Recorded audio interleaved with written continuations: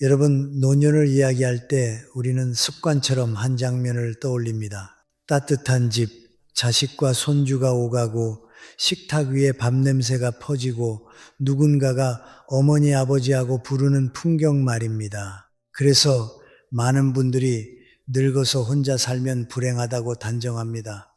그런데 저는 그 단정이 너무 빠르다고 생각합니다. 왜냐하면 제가 만나온 수많은 노년의 얼굴은 함께 살아도 외로운 사람이 있었고 혼자 살아도 평온한 사람이 있었기 때문입니다. 우리는 외로움을 사람이 없는 상태로만 이해합니다. 하지만 노년의 외로움은 대개 그렇게 단순하지 않습니다. 진짜 외로움은 사람의 숫자에서 오기보다 마음이 닿는 통로가 끊어질 때 찾아옵니다. 같은 집에 살면서도 말이 줄어들고 존재가 가벼워지고 결국은 나는 여기 있는데도 없는 사람처럼 느끼게 되는 순간이 있습니다. 그때의 외로움은 방 안의 정막보다 훨씬 깊습니다. 왜냐하면 정막은 공간의 문제이지만 무시당함은 존엄의 문제이기 때문입니다. 저는 이런 이야기를 여러 번 들었습니다. 예전에는 아이들이 저한테 묻더군요. 엄마, 이건 어떻게 해요? 아빠, 이건 뭐예요? 그런데 이제는 제가 물어도 다들 바쁘다고만 해요. 자식이 나쁘다는 말이 아닙니다. 세상이 빠르고 삶이 고단하고 각자 책임이 너무 많습니다. 그래서 사랑이 줄어들지 않았는데도 관심의 형태가 바뀝니다. 돌봄은 남아있는데 대화는 사라지고 책임은 남아있는데 존중은 약해지기도 합니다. 그렇게 함께 있음이 함께 사는 것이 아니라 같은 공간을 공유하는 것으로만 남을 때 노년은 오히려 더 공허해질 수 있습니다. 그렇다면 어떤 분들은 왜 혼자 살기를 선택할까요? 저는 그것이 단순히 외롭지 않아서가 아니라 오히려 덜 상처받기 위해서라고 봅니다. 노년이 가장 견디기 힘든 순간은 도움이 필요할 때가 아니라 도움을 받는 과정에서 자존심이 깎일 때입니다. 집안에서 사소한 일 하나를 두고 그것도 못하세요 라는 말이 나올 때, 혹은 말은 공손하지만 눈빛이 귀찮다로 굳어 있을 때 노인은 몸이 아니라 마음이 늙습니다. 그래서 어떤 분들은 말합니다. 차라리 혼자가 편합니다. 누구 눈치도 안 보고 누구한테 미안하지도 않으니까요. 이것은 관계를 끊겠다는 선언이 아니라 자신의 품위를 지키겠다는 선택일 수 있습니다. 여러분, 우리가 반드시 구분해야 할 것이 있습니다. 혼자 산다라는 것과 고독하다는 것은 다릅니다. 고독은 버려졌을 때 오는 감정입니다. 선택권이 없을 때 찾아오는 어둠이지요. 그러나 혼자 산다는 것은 선택일 수 있습니다. 선택된 혼자는 비참함이 아니라 오히려 자기 삶의 주도권을 되찾는 방식이 될 수 있습니다. 사람은 늙어서도 자기 삶의 주인이어야 합니다. 늙었다고 해서 내가 나를 결정할 권리를 누군가에게 넘겨야 하는 것은 아닙니다. 혼자 사는 삶이 왜 좋을 수 있는가를 이해하려면 노년의 자유가 무엇인지부터 생각해야 합니다. 젊을 때 우리는 바쁜 자유를 살았습니다. 돈을 벌고 아이를 키우고 조직에서 버티고 사회의 기대를 충족시키며 나는 자유롭다고 착각하지요. 그러나 그 자유는 사실 책임과 의무 사이에서 겨우 숨을 쉬는 자유일 때가 많습니다. 노년의 자유는 성격이 다릅니다. 노년의 자유는 덜어내는 자유입니다. 더 많이 갖는 자유가 아니라 더 많이 내려놓는 자유입니다. 누군가를 만족시키기 위해 하루를 조절하지 않아도 되는 자유, 내 몸의 리듬에 맞춰 사는 자유, 작은 습관을 방해받지 않는 자유 말입니다. 혼자 사는 노인에게는 시간이 다시 자기 편이 됩니다. 새벽에 일어나도 되고 늦게 일어나도 됩니다. 내가 먹고 싶은 것을 먹고 내가 듣고 싶은 음악을 듣고 내가 쉬고 싶을 때 쉴 수 있습니다. 이런 것들이 젊은 사람에게는 사소해 보일지 몰라도 한평생 타인의 일정과 가족의 리듬에 맞춰 살아온 사람에게는 큰 회복입니다. 내 하루가 내 것이구나 라는 감각이 돌아오면 마음이 안정됩니다. 그 안정은 사람을 더 온화하게 만들기도 합니다. 물론 혼자 산다고 해서 저절로 행복해지는 것은 아닙니다. 혼자 살면 더 외로워진다고 말하는 분들도 있습니다.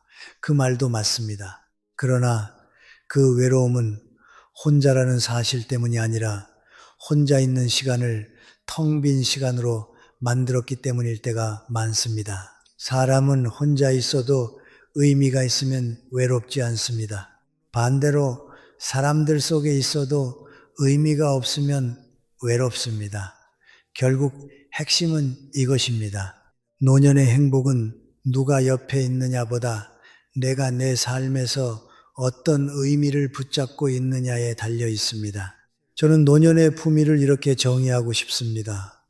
남에게 의존하지 않는 것이 아니라 남과의 관계 속에서도 나를 잃지 않는 상태, 도움을 받더라도 내 선택이 존중받는 상태, 내 말이 무시되지 않고 내 존재가 부담이 아니라 한 사람의 역사로 인정받는 상태. 그런데 현실에서는 그 품위를 지키기 위해 혼자를 택하는 사람들이 늘어납니다. 가족을 미워해서가 아니라 스스로를 지키기 위해서입니다.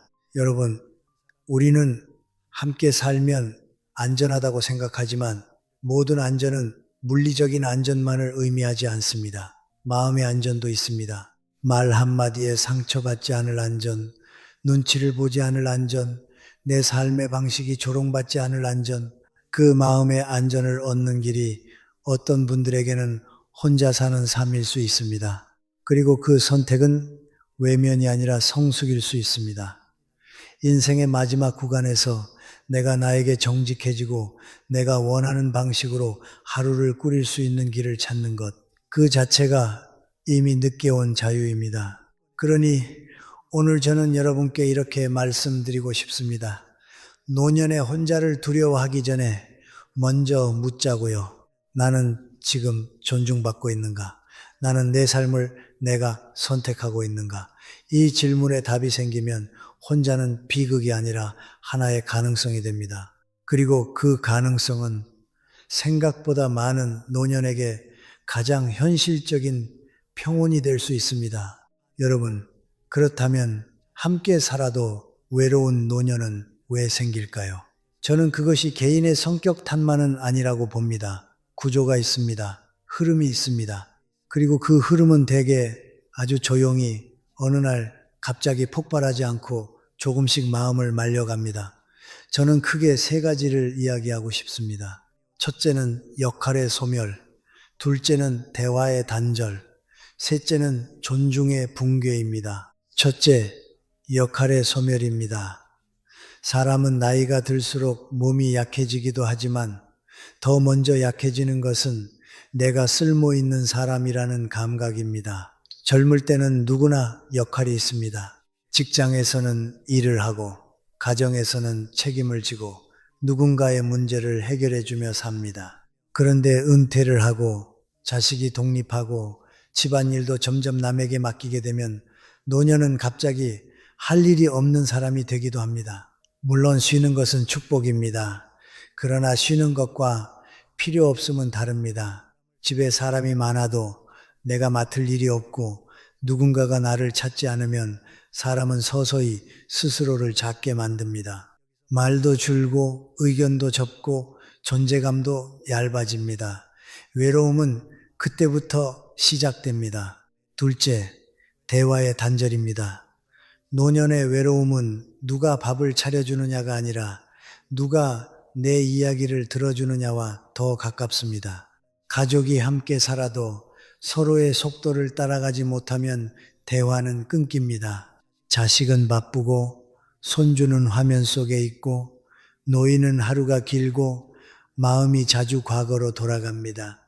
서로 사랑이 없어서가 아니라 서로의 언어가 달라져 버린 겁니다. 그래서 같은 집에 있어도 노인은 오늘 하루 어땠어? 라는 질문을 듣기 어렵고 자식은 그 얘기 또 하세요? 라는 말이 입 밖으로 나오기 쉽습니다. 그렇게 대화가 단절되면 노인은 침묵으로 적응합니다. 그런데 그 침묵이 오래가면 마음은 고립으로 넘어갑니다. 사람은 말을 잃는 순간 관계의 자리에서도 조금씩 사라집니다. 셋째, 존중의 붕괴입니다. 이것이 가장 결정적입니다. 돌봄은 있는데 존중이 없을 수 있습니다.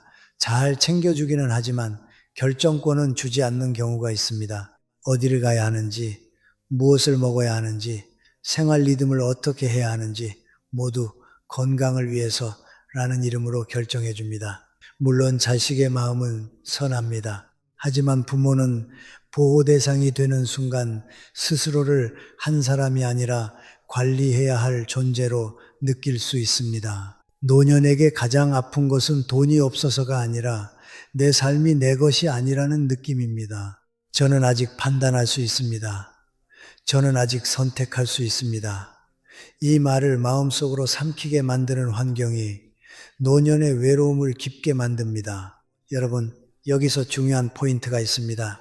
노년이 혼자 살기를 선택하는 이유는 가족이 싫어서가 아니라 이 세 가지 흐름 역할이 사라지고 대화가 끊기고 존중이 무너지는 흐름 속에서 자기 마음을 지키기 위해서일 수 있다는 겁니다. 같이 살면 덜 외롭다는 말은 대화와 존중이 있을 때만 성립합니다.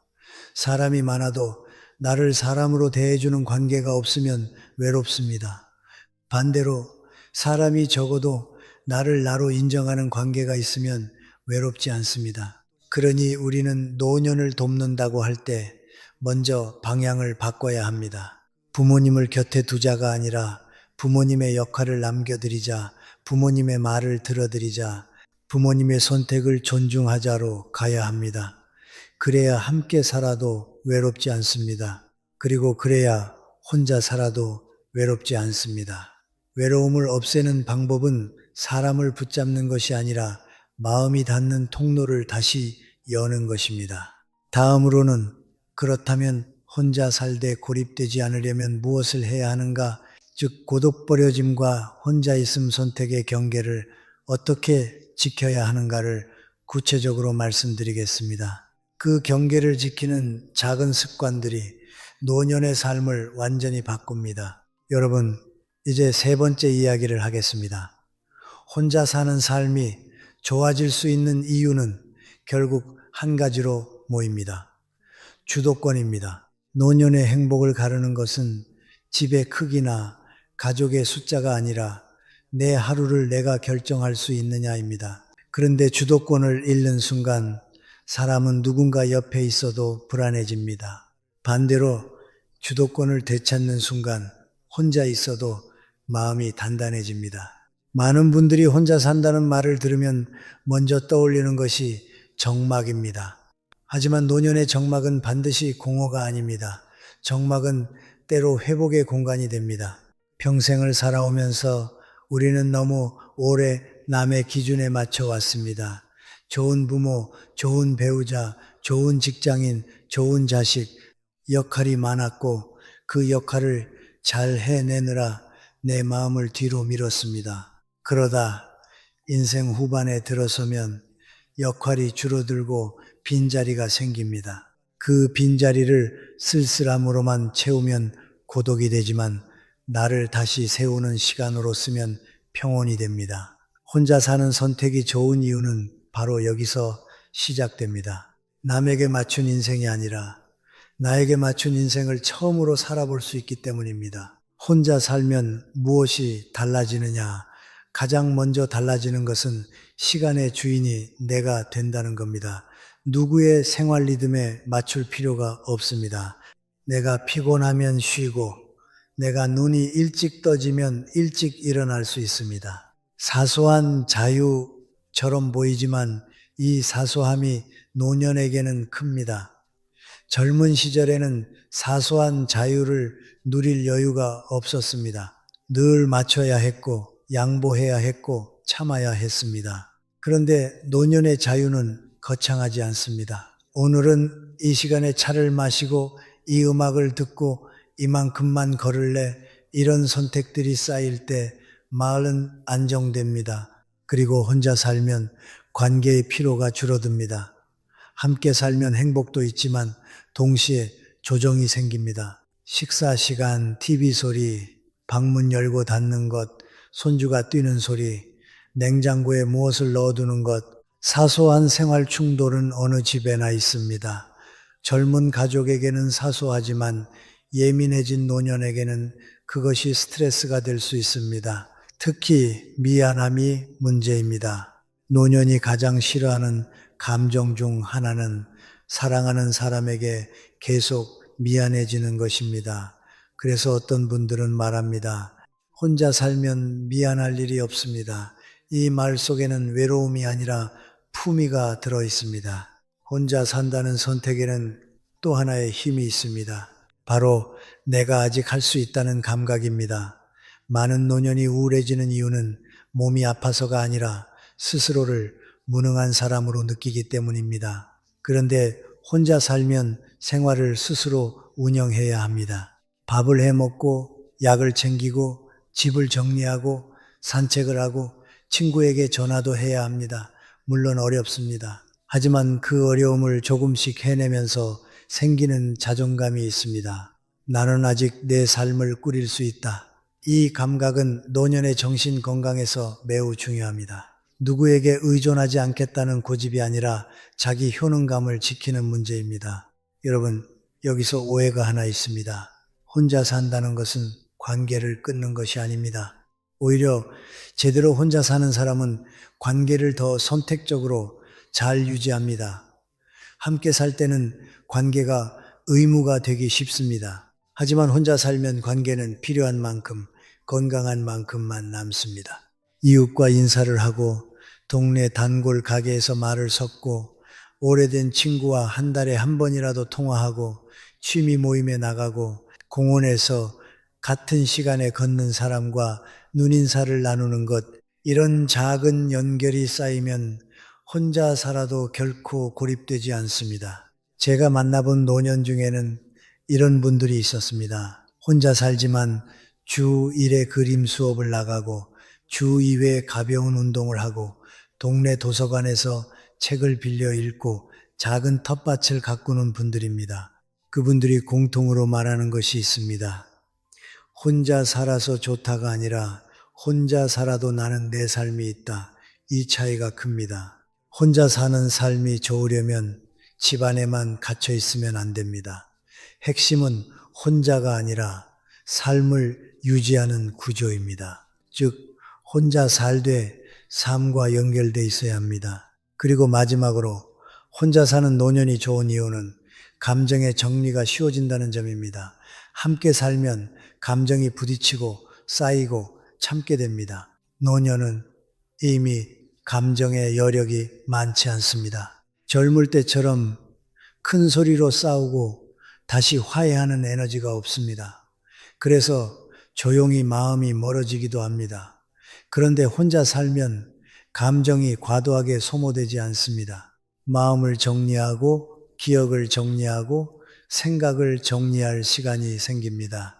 노년의 평화는 대개 정리에서 옵니다. 물건도 정리해야 하고 관계도 정리해야 하고 기대도 정리해야 합니다. 혼자 살면 그 정리가 비교적 덜 흔들립니다. 하지만 여러분, 중요한 조건이 있습니다. 혼자 살기의 장점은 준비가 있을 때 힘이 됩니다. 준비가 없으면 혼자는 평화가 아니라 불안이 됩니다. 그래서 다음 부분에서는 혼자 살되 고립되지 않기 위한 경계, 그리고 혼자 살기 위해 반드시 갖춰야 할 3가지 준비 건강, 재정, 정신을 아주 구체적으로 말씀드리겠습니다. 이 준비가 갖춰지면 혼자는 외로움이 아니라 자유의 형태가 됩니다. 여러분, 4번째로는 아주 중요한 경계를 말씀드리겠습니다. 혼자 있음과 고립은 종이 한 장 차이처럼 보이지만 실제로는 방향이 정반대입니다. 혼자 있음은 내가 선택한 길이고 고립은 선택권을 잃은 상태입니다. 혼자 있음은 마음을 회복시키지만 고립은 마음을 마르게 합니다. 그래서 노년에 혼자 사는 것이 좋다는 말은 정확히 말하면 고립되지 않는 혼자일 때만 성립합니다. 그 경계를 어떻게 지키느냐가 핵심입니다. 먼저 고립은 대개 이렇게 시작합니다. 몸이 조금 불편해지면서 외출이 줄고 밖에 나가면 피곤하니까 집에 머무는 시간이 늘고 그러다 사람을 만나는 일이 귀찮아지고 마지막에는 어차피 나를 찾는 사람도 없다는 결론에 도달합니다. 이 흐름은 아주 조용해서 본인도 모르게 빠져듭니다. 그래서 고립은 큰 사건으로 오지 않습니다. 작은 단절이 쌓여서 옵니다. 그러니 반대로 고립을 막는 방법도 거창하지 않습니다. 작은 연결을 의도적으로 유지하는 것입니다. 여기서 제가 강조하고 싶은 것은 연결의 양이 아니라 연결의 질입니다. 하루 종일 가족과 같은 집에 있어도 대화가 없으면 고립감은 깊어집니다. 반대로 한 달에 2번만 만나도 마음이 통하면 고립감은 사라집니다. 결국 노년의 연결은 자주 만나기가 아니라 나를 사람으로 대하는 관계를 남겨두기입니다. 그 관계가 하나만 있어도 사람은 무너지지 않습니다. 그럼 고립되지 않는 혼자는 어떤 특징이 있느냐? 저는 3가지로 정리합니다. 첫째, 생활 리듬이 있다. 둘째, 최소한의 사회적 접점이 있다. 셋째, 도움을 요청할 수 있는 안전망이 있다. 이 셋이 있으면 혼자는 평화가 되고 없으면 혼자는 불안이 됩니다. 첫째, 생활 리듬입니다. 노년에 혼자 살 때 가장 위험한 것은 아무렇게나 사는 겁니다. 자는 시간, 먹는 시간, 움직이는 시간이 무너지면 마음도 무너집니다. 사람은 리듬이 있어야 자기 자신을 붙잡습니다.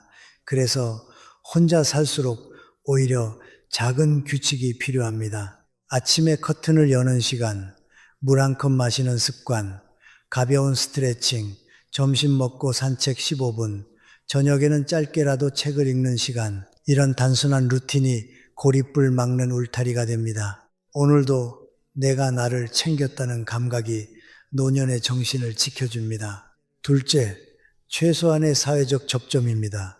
이것은 친구가 많아야 한다는 뜻이 아닙니다.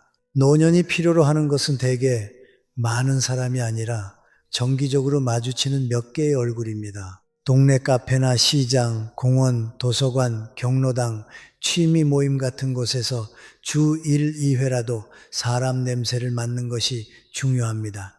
이름까지 몰라도 좋습니다. 눈인사하고 오늘 춥네요. 한마디라도 나누는 접점이 있으면 사람은 자신이 사회 안에 있다는 느낌을 유지합니다. 고립은 사람이 없다가 아니라 사회에서 내가 빠져나왔다는 느낌에서 강해지거든요. 셋째, 도움을 요청할 수 있는 안전망입니다. 혼자 살 때 많은 분들이 가장 두려워하는 것이 아프면 어떡하지입니다. 그 두려움이 혼자 살기를 포기하게 만들기도 합니다. 그런데 안전망이 있으면 두려움은 크게 줄어듭니다. 안전망이란 거창한 것이 아닙니다. 가까운 이웃 한 사람, 친한 친구 한 사람, 가족 중 연락이 빠른 사람 한 사람, 그리고 병원, 약국, 동네 행정복지센터 같은 연락처와 동선이 정리되어 있는 것, 또 휴대폰에 긴급 연락을 등록해 두는 것, 이런 준비가 나는 혼자지만 버려진 것이 아니다라는 확신을 줍니다. 고립은 결국 도움받을 곳이 없다는 공포에서 자라나기 때문입니다. 여러분, 여기서 아주 중요한 태도가 하나 있습니다.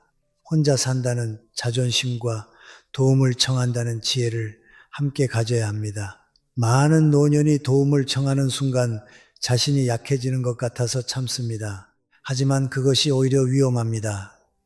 혼자 사는 삶은 독립이지만 독립은 단절이 아닙니다. 독립은 필요할 때 연결할 줄 아는 능력까지 포함합니다. 나는 혼자 살아도 된다. 그러나 필요하면 손을 내밀 수 있다. 이 균형이 노년을 안전하게 만듭니다. 그리고 마지막으로 고립을 부르는 가장 큰 착각은 이것입니다. 나는 남에게 피해주면 안 된다.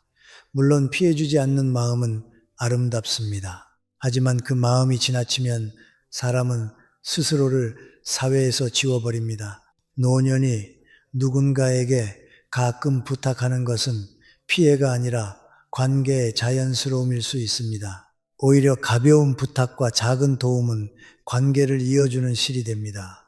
중요한 것은 부탁의 크기가 아니라 서로의 존중입니다. 자, 이제 정리해 보겠습니다. 혼자 있으면 선택이고 고립은 방치입니다. 혼자를 평화로 만들려면 리듬, 적점, 안전망이 필요합니다. 이 세 가지가 갖춰지면 혼자는 외로움이 아니라 회복의 공간이 됩니다. 다음 부분에서는 이 세 가지를 가능하게 만드는 구체적인 준비, 3가지 건강, 재정, 정신을 아주 현실적으로 말씀드리겠습니다. 준비가 되면 혼자는 두려움이 아니라 내 삶의 마지막을 내가 지키는 방식이 됩니다. 여러분, 5번째로는 혼자 사는 노년이 왜 마음을 단단하게 만들 수 있는지 그 핵심 작동 원리를 말씀드리겠습니다. 한마디로 말하면 자율성입니다. 노년의 자율성은 거창한 자유가 아닙니다. 작은 선택을 내 손으로 하는 힘입니다. 그리고 그 작은 선택이 쌓이면 마음이 안정되고 삶의 품위가 살아납니다. 우리는 보통 노년을 돌봄의 대상으로만 바라봅니다. 물론 도움이 필요한 순간이 옵니다. 그러나 노년은 동시에 존엄의 시기입니다. 존엄은 누가 나를 챙겨주느냐보다 내가 내 삶을 결정할 수 있느냐에서 생깁니다. 혼자 살면 이 결정권이 돌아옵니다. 내가 오늘 무엇을 먹을지, 언제 잘지, 얼마나 걸을지, 누구를 만날지, 어떤 음악을 들을지. 젊은 사람에겐 사소한 선택이지만 평생 가족의 리듬에 맞춰 살았던 사람에게는 이것이 놀라운 회복입니다. 첫째, 시간의 주도권입니다. 함께 살면 시간은 언제나 조정의 대상이 됩니다. 식사 시간, 외출 시간, TV를 켜는 시간, 손주가 방문하는 시간, 누군가와 함께 사는 것은 좋은 일이지만 노년에게는 그 조정이 피로가 될 때도 많습니다. 몸은 예전 같지 않고 감정의 여력도 줄어듭니다. 그런데 혼자 살면 시간은 다시 내 편이 됩니다. 새벽에 눈이 떠지면 일어나도 되고 오후에 졸리면 낮잠을 자도 됩니다. 내 몸이 원하는 속도로 하루를 꾸릴 수 있다는 것은 노년에게 단순한 편리함이 아니라 정신적 안정을 가져옵니다. 마음이 불안할 때 사람은 대개 통제감을 잃었을 때입니다. 혼자 살며 시간의 통제감이 회복되면 불안도 줄어듭니다. 둘째, 습관과 취향의 회복입니다. 노년의 행복은 큰 이벤트가 아니라 작은 습관에서 옵니다. 아침에 차 한 잔, 창문을 열고 들어오는 공기, 좋아하는 반찬 하나, 라디오나 음악 한 곡. 그런데 함께 살면 이런 사소한 취향이 자꾸 뒤로 밀립니다. 냄새 난다, 시끄럽다, 그건 몸에 안 좋다, 그렇게 하면 위험하다 같은 말이 쌓이면 노인은 점점 자기 취향을 접습니다. 결국 삶이 남의 기준으로 운영됩니다. 혼자 살면 취향을 다시 꺼낼 수 있습니다. 내가 좋아하는 음악을 조금 크게 틀어도 되고 내가 좋아하는 음식을 단순하게 먹어도 됩니다. 취향을 지키는 것은 고집이 아니라 내가 아직 나로 살아있다는 증거입니다. 셋째, 관계의 질이 좋아집니다. 이게 의외라고 느낄 수 있습니다. 많은 사람이 혼자 살면 관계가 끊긴다고 생각하니까요. 그런데 제가 만나본 경우에는 혼자 살기를 잘하는 사람일수록 관계가 더 건강해지기도 했습니다. 이유는 간단합니다. 관계가 의무가 아니라 선택이 되기 때문입니다. 함께 살면 매일 부딪힐 수밖에 없습니다. 사소한 말, 사소한 표정, 사소한 생활 방식이 계속 마찰을 만들 수 있습니다. 하지만 혼자 살면 만남의 순간이 필요한 만큼으로 정리됩니다. 그래서 만나면 더 반갑고 더 집중해서 듣고 덜 상처 줍니다. 거리가 생기면 정이 사라지는 게 아니라 때로는 정이 오래가도록 지켜주는 거리가 되기도 합니다. 넷째, 삶의 밀도가 달라집니다.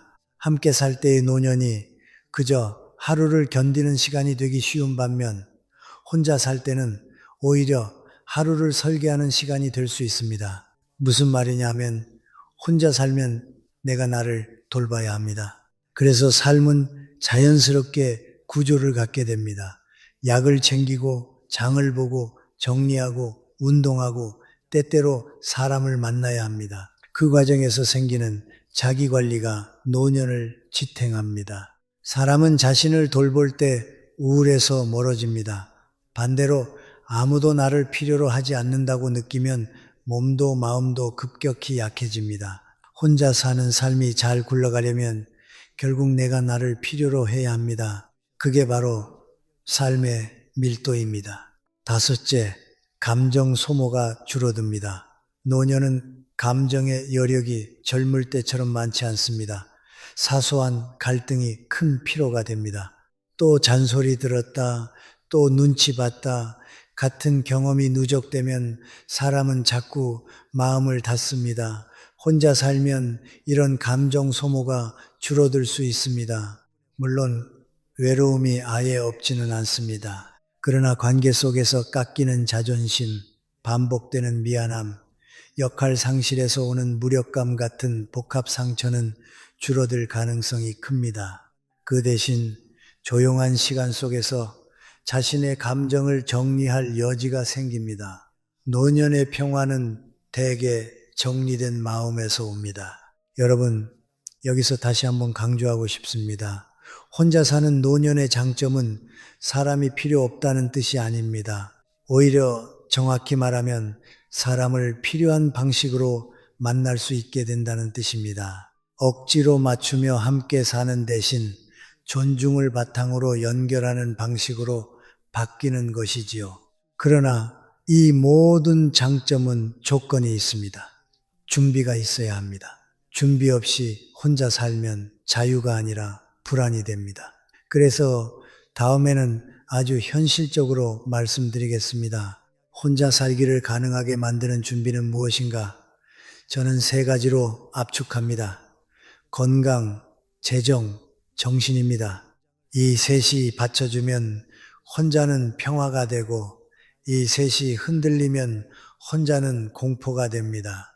여러분, 여섯 번째로는 가장 현실적인 이야기로 들어가겠습니다. 혼자 살면 좋다는 말은 감성으로만 끝내면 안 됩니다. 노년은 현실이기 때문입니다. 혼자 사는 삶이 평화가 되려면 반드시 준비가 필요합니다. 저는 준비를 세 가지로 압축합니다. 건강, 재정, 정신, 이 셋이 받쳐주면 혼자는 자유가 되지만 이 셋이 흔들리면 혼자는 불안이 됩니다. 첫째, 건강의 준비입니다. 노년에 혼자 산다는 말은 결국 내 몸을 내가 관리할 수 있다는 뜻이기도 합니다. 여기서 중요한 건 완벽한 건강이 아닙니다. 병이 하나도 없어야 혼자 살 수 있는 것이 아닙니다.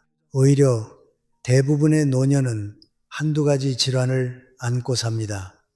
중요한 것은 병의 유무가 아니라 관리의 습관입니다. 혼자 사는 노년에게 가장 위험한 순간은 크게 두 가지입니다. 하나는 넘어졌을 때, 또 하나는 약을 놓쳤을 때입니다. 이 두 가지는 사소해 보이지만 혼자 살기의 안정성을 좌우합니다. 그래서 건강 준비의 핵심은 거창한 운동이 아니라 아주 구체적인 생활 장치입니다. 예를 들어 매일 같은 시간에 약을 챙기는 루틴, 집안에서 미끄러질 요소를 줄이는 정리, 밤에 화장실 갈 때 불을 켜는 습관, 손이 닿는 곳에 물과 간단한 음식이 있는 구조, 그리고 최소한의 체력 유지입니다. 체력은 근육과 균형 감각에서 옵니다. 노년에 혼자 사는 분들을 보면 공통점이 있습니다. 대단한 운동을 하는 게 아니라 매일 조금씩 걷고 매일 조금씩 움직입니다. 그 작은 꾸준함이 혼자 살 수 있는 몸을 만듭니다. 몸이 버텨주면 마음은 훨씬 덜 흔들립니다. 둘째, 재정의 준비입니다. 노년의 불안은 인간관계보다 돈에서 시작되는 경우가 많습니다. 돈이 많아야 한다는 뜻이 아닙니다.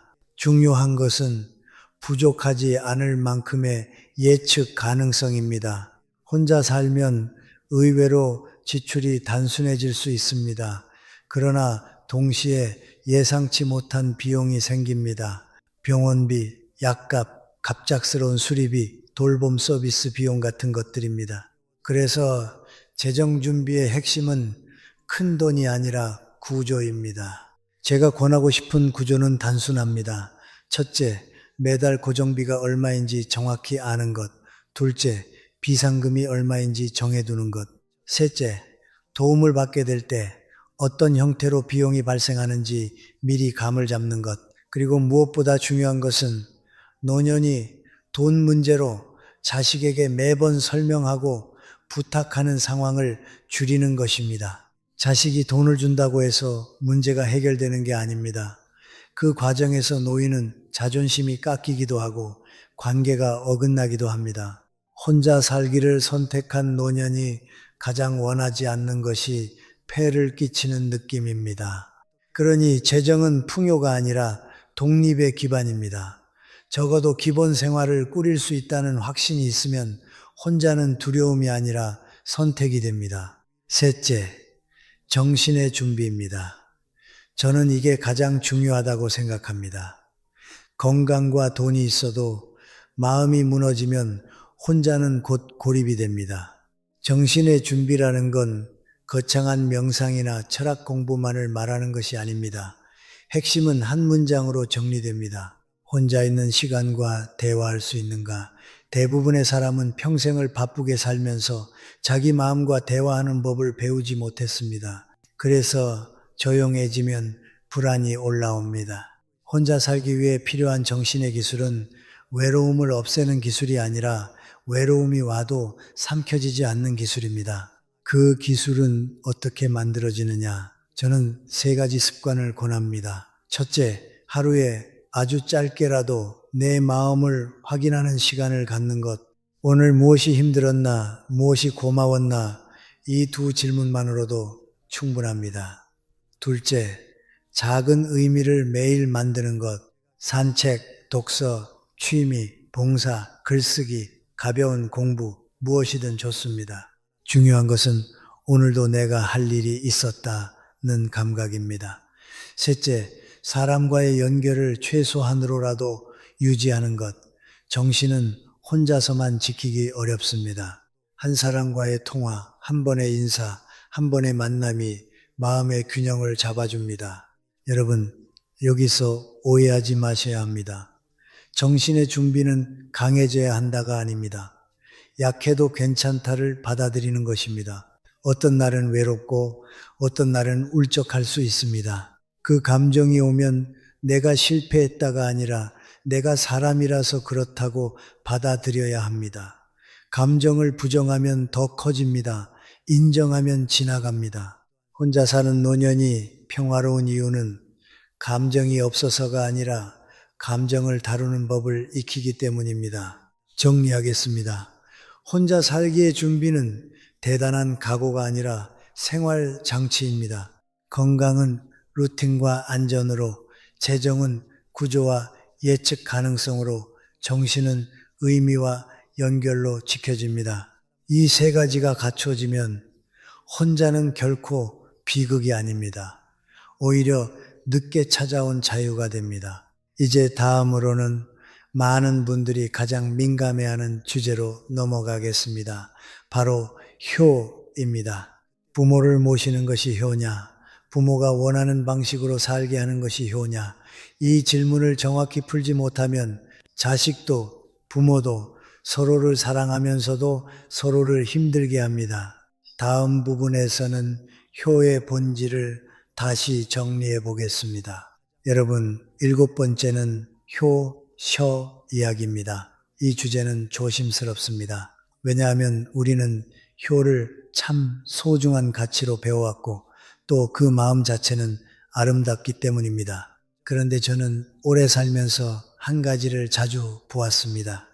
효를 하려는 마음이 오히려 부모를 힘들게 만드는 경우가 있다는 겁니다. 사랑이 부족해서가 아니라 사랑의 방식이 존중이 아니라 통제로 바뀌는 순간이 있기 때문입니다. 우리는 흔히 효를 부모를 가까이 모시는 것으로만 생각합니다. 그래서 부모를 도시로 모셔오고 좋은 집에 살게 하고 좋은 음식을 드리고 병원도 자주 모시고 모든 것을 챙겨드립니다. 자식 입장에서는 최선을 다하는 겁니다. 그런데 어떤 부모는 그 속에서 행복보다 답답함을 느낍니다. 왜 그럴까요? 노년에게 가장 중요한 것은 편의만이 아니라 자기 결정권이기 때문입니다. 나이가 들었다고 해서 사람이 어린아이가 되는 건 아닙니다. 오히려 더 깊은 취향과 더 단단한 삶의 방식이 있습니다. 그걸 무시한 돌봄은 아무리 친절해도 부모에게는 나는 이제 아무것도 결정할 수 없는 사람인가라는 슬픔을 남길 수 있습니다. 저는 이런 장면을 많이 봤습니다. 자식이 부모를 도시에 모셔와서 좋은 아파트에 살게 합니다. 엘리베이터도 있고 난방도 좋고 병원도 가깝습니다. 그런데 아버지는 베란다에 서서 멍하니 먼 곳을 봅니다. 어머니는 부엌에 있지만 정작 자기가 좋아하던 방식으로는 요리를 못합니다. 건강식으로 드셔야 해요. 기름 쓰면 안 돼요. 늦게 자면 안 돼요. 모든 말이 다 맞는 말입니다. 그런데 그 말이 쌓이면 부모는 점점 관리 대상이 됩니다. 그 순간부터 집은 편하지만 마음은 불편해집니다. 그래서 저는 효를 이렇게 다시 정의하고 싶습니다. 효는 부모를 붙잡는 것이 아니라 부모가 원하는 방식으로 행복할 수 있게 도와주는 것입니다. 함께 사는 것이 꼭 효의 완성은 아닙니다. 어떤 부모에게는 함께 사는 것이 행복이지만 어떤 부모에게는 오히려 함께 사는 것이 부담이 될 수 있습니다.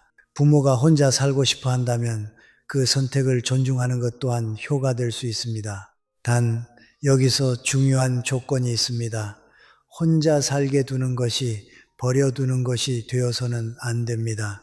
존중은 방치가 아니기 때문입니다. 그럼 존중하는 효는 구체적으로 어떤 모습이냐? 저는 세 가지를 말씀드리고 싶습니다. 첫째, 선택을 인정하는 효. 둘째, 간섭을 줄이는 효. 셋째, 존재로 곁을 지키는 효입니다. 첫째, 선택을 인정하는 효입니다. 부모에게도 삶의 방식이 있습니다. 어디에서 살고 싶은지, 어떤 리듬으로 살고 싶은지, 누구와 얼마나 만나고 싶은지, 무엇을 먹고 싶은지, 작은 선택들 속에 부모의 존엄이 있습니다. 자식은 제가 더 잘 아니까라는 마음이 들 수 있습니다. 하지만 효는 내가 옳다를 증명하는 게 아니라 부모가 부모로 남을 수 있게 하는 것입니다. 아버지가 원하시는 대로 하세요. 이 한마디가 노년을 살립니다. 둘째, 간섭을 줄이는 효입니다. 우리는 걱정이 많을수록 간섭이 늘어납니다. 그건 위험해요. 그건 하지 마세요. 그건 몸에 안 좋아요. 물론 걱정은 사랑입니다. 하지만 사랑은 때로 거리가 있어야 합니다. 부모가 혼자 산다고 해서 매일 몇 시에 일어났는지, 무엇을 먹었는지, 누구를 만났는지 다 확인하려 들면 부모는 숨이 막힙니다. 효는 부모를 감시하는 것이 아니라 부모를 신뢰하는 것입니다. 필요하시면 말씀하세요. 그때 제가 도와드릴게요. 이렇게 말할 수 있어야 합니다. 그 신뢰가 부모의 자존감을 지켜줍니다. 셋째, 존재로 곁을 지키는 효입니다. 부모가 혼자 살더라도 마음속에 내가 필요하면 연락할 사람이 있다는 확신이 있으면 고독이 크게 줄어듭니다. 여기서 효는 시간의 양이 아니라 마음의 안정입니다. 매일 얼굴을 보지 않아도 정기적으로 전화 한 통, 메시지 한 줄, 한 달에 한 번의 식사, 병원 동행이 필요할 때의 동행, 이런 것들이 나는 혼자지만 버려진 것이 아니다라는 느낌을 줍니다. 효는 부모를 내 옆에 묶어두는 것이 아니라 부모가 자기 삶을 살면서도 안전하게 연결되어 있다는 느낌을 주는 것입니다. 여러분, 부모가 혼자 살고 싶어하는 가장 큰 이유 중 하나는 자식에게 패기치기 싫다는 마음입니다. 그런데 아이러니하게도 자식이 효를 과하게 챙김으로만 표현하면 부모는 더 빨리 움츠러듭니다. 내가 이제 짐이구나 라는 생각이 들기 때문입니다. 그래서 어떤 부모는 차라리 거리를 선택합니다. 자식과 멀어지려는 게 아니라 관계를 지키기 위해서입니다. 가까이 있을수록 상처가 생기면 관계가 무너질 수 있으니까요. 적당한 거리는 오히려 정을 오래가게 하는 울타리가 되기도 합니다. 저는 효의 본질이 결국 존중이라고 봅니다. 존중이 없는 돌봄은 통제가 되고 통제는 결국 관계를 파괴합니다. 반대로 존중이 있는 돌봄은 부모의 품위를 살리고 그 품위가 살아있으면 부모는 혼자 살아도 외롭지 않습니다. 왜냐하면 그들은 알고 있기 때문입니다. 나는 사랑받고 있다.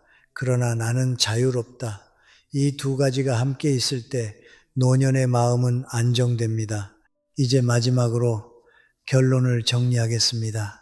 혼자 사는 노년이 왜 두려움이 아니라 가능성이 될 수 있는지, 그리고 우리가 지금부터 무엇을 준비해야 하는지 마지막 메시지를 드리겠습니다. 여러분, 이제 마지막 8번째 이야기입니다. 결론은 단순합니다. 노년에 혼자 산다는 것은 비극이 아닐 수 있습니다. 다만 조건이 있습니다. 그 혼자가 고립이 아니라 선택일 때, 그리고 그 선택을 지탱할 준비가 있을 때 그렇습니다. 우리는 오랫동안 사람이 옆에 있어야 행복하다고 믿어왔지만 인생의 후반부에는 다른 진실이 더 크게 다가옵니다. 행복은 사람의 숫자보다 마음의 평온과 존엄에서 온다는 사실입니다. 제가 오늘 여러분께 계속 강조한 것이 있습니다. 외로움은 단순히 혼자 있기 때문에 생기는 것이 아닙니다. 외로움은 무시당함에서 생기고 가치 없음에서 생기고 내 삶이 내 것이 아니라는 느낌에서 생깁니다. 그래서 어떤 분은 가족 안에서도 외롭고 어떤 분은 혼자 있어도 평온합니다. 결국 노년의 핵심 질문은 이것입니다. 나는 지금 존중받고 있는가? 나는 내 삶을 내가 선택하고 있는가? 이 질문에 그렇다고 답할 수 있다면 혼자는 두려움이 아니라 가능성이 됩니다. 혼자 사는 노년이 아름다울 수 있는 이유는 그것이 삶의 마지막에서 비로소 얻는 자기 회복의 시간이기 때문입니다. 평생 남을 위해 살았습니다. 부모로서, 배우자로서, 일하는 사람으로서 누군가의 기대를 떠받치며 왔습니다. 그러다 어느 순간 역할이 줄고 집이 조용해지고 사람들의 관심이 다른 곳으로 옮겨갑니다. 그때 노년은 두 갈래의 길 앞에 섭니다. 하나는 나는 이제 끝났다라고 생각하며 마음을 접는 길이고, 다른 하나는 이제야 내 삶을 정리하고 내 리듬으로 살아보자라고 선택하는 길입니다. 혼자 사는 삶은 바로 두 번째 길이 될 수 있습니다. 하지만 저는 한 가지를 분명히 말씀드리고 싶습니다. 혼자 산다고 해서 사람을 버리라는 말이 아닙니다. 혼자는 관계를 끊는 것이 아니라 관계를 건강하게 정리하는 방식일 수 있습니다. 억지로 부딪히며 상처를 쌓는 대신 존중 속에서 적당한 거리를 지키며 사랑을 유지하는 것, 필요할 때는 연결되고 평소에는 각자의 리듬을 지키는 것, 이런 관계는 오히려 오래갑니다. 그리고 그 관계를 지켜주는 것이 진짜 효일 수도 있습니다. 붙잡는 효가 아니라 존중하는 효 말입니다. 그래서 오늘의 결론을 저는 세 문장으로 정리하겠습니다. 첫째, 혼자 있음은 고독이 아니다. 고독은 버려짐이지만 혼자는 선택일 수 있습니다. 선택된 혼자는 사람을 무너지게 하지 않고 오히려 회복시킵니다. 둘째, 혼자 살기의 핵심은 준비다. 건강은 루틴과 안전으로, 재정은 구조와 예측 가능성으로, 정신은 의미와 최소한의 연결로 지켜집니다. 이 준비가 있으면 혼자는 평화가 됩니다. 셋째, 노년의 행복은 결국 나를 잃지 않는 것이다. 누군가를 위해 너무 오래 살다 보면 정작 자기 자신을 잃습니다. 그런데 인생의 마지막에서는 그 반대가 필요합니다. 조금은 나를 위해 살아야 합니다. 나를 돌보고, 나를 인정하고, 나를 존중해야 합니다. 그때 비로소 마음이 편해집니다. 여러분, 우리는 노년을 두려워하면서도 사실 한 가지를 가장 두려워합니다. 혼자가 아니라 내가 나를 잃는 것입니다. 평생 사람들 속에서 살았는데도 정작 내 마음이 어디에 있는지 모르게 되는 것. 그게 더 무섭습니다. 그래서 저는 말하고 싶습니다. 노년에 혼자 사는 것이 무서운 것이 아니라 너무 오래 남을 위해 살다가 마지막에 자신을 잊어버리는 것이 더 무섭다고요. 그러니 지금부터라도 작은 준비를 하십시오. 큰 결심이 아니라 작은 습관입니다. 내 몸을 조금씩 움직이는 습관, 지출을 단순하게 정리하는 습관, 하루에 잠깐이라도 내 마음을 확인하는 습관, 그리고 완전히 끊지 않고 연결을 남겨두는 습관, 이 네 가지가 쌓이면 노년의 혼자는 결코 비극이 되지 않습니다. 그리고 혹시 언젠가 여러분이 혼자 살기를 선택하게 되더라도 기억하십시오. 혼자 산다고 해서 외로운 것이 아닙니다. 외로운 것은 사랑이 없는 것이 아니라 존중이 없는 것입니다. 여러분이 여러분 자신을 존중하고 여러분의 삶을 여러분의 리듬대로 살 수 있다면 그 혼자는 고독이 아니라 평화입니다. 늦게 찾아온 자유입니다. 그리고 그 자유는 누구도 대신 줄 수 없습니다. 여러분이 스스로 만들어야 하는 마지막 선물입니다.